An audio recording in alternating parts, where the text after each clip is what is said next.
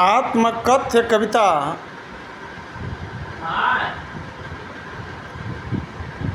में जयशंकर प्रसाद निराला ने आत्मकथ्य कविता में अपने मन की पीड़ा को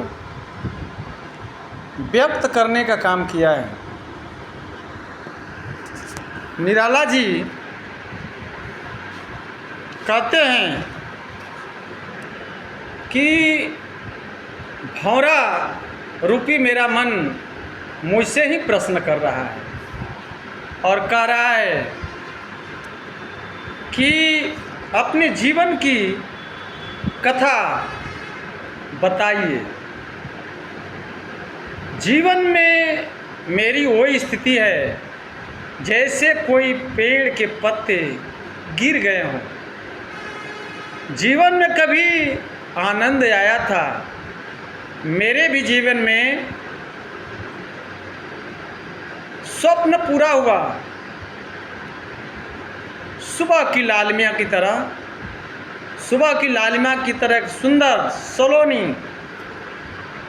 धर्मपत्नी नायिका के रूप में मेरे पास आई थी।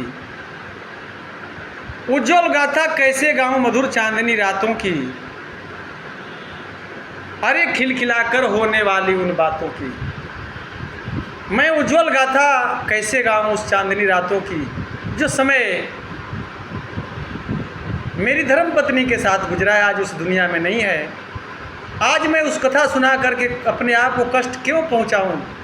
ऐ मन, मेरे मन की व्यथा को बार बार कहने के लिए क्यों व्यतीत कर रहे हो?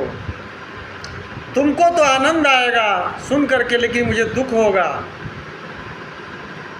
भूले अपनी या प्रवंचना औरों को दिखलाऊं मैं, अरे सरतले बोलो कैसे तुम्हारी मजाक उड़ाऊं मैं।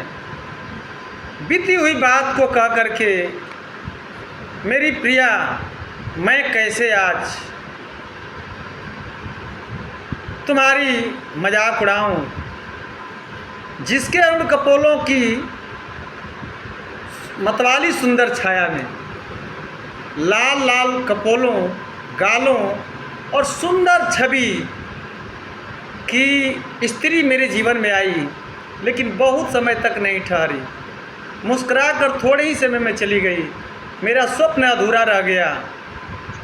इसलिए मेरी ज़िंदगी में कष्ट ही कष्ट है, मेरी ज़िंदगी में कष्ट ही कष्ट है। ऐ मन, ऐ भौरा, तुम भौरा रूपी मन मेरे मन को क्या कष्ट दे रहे हो? जैसे योगी का गुदड़ी होता है, उसको उधेड़ने से कोई फ़ायदा नहीं है, फटे पुराने वस्त्र ही मिलेंगे। ठीक मेरी भी जीवन कथा उसी तरह की है। मेरी बीती हुई जीवन कथा को बार बार उधेड़ने से कोई फ़ायदा होने वाला नहीं है। इसलिए हे मन, मेरी कथा को सुनने की कोशिश मत करो। भंवरा बन करके जयशंकर प्रसाद का मन ही उनसे सवाल कर रहा है, और जयशंकर प्रसाद ने करे कि छोटी से जीवन में ये जो मैं दुख देखा वो कहने लायक नहीं है। पूरा परिवार ही मेरा इस दुनिया को छोड़कर चल गया, जीवन में सुख मिला ही नहीं। मेरी आत्मकथा यही है कि मैं जीवन में दर दर भटकता रहा, खाक छानता रहा। कुछ समय के लिए कुछ आनंद में आया, कुछ समय के लिए मुझे खुशी मिली, लेकिन वह टिकाऊ नहीं हुई। इसलिए हे मन, मुझे कष्ट देने की कोशिश मत करो, मेरी बीती हुई बात को कहने के लिए प्रेरित मत करो। यही मेरी आत्मकथा है, यही मेरी कथा है।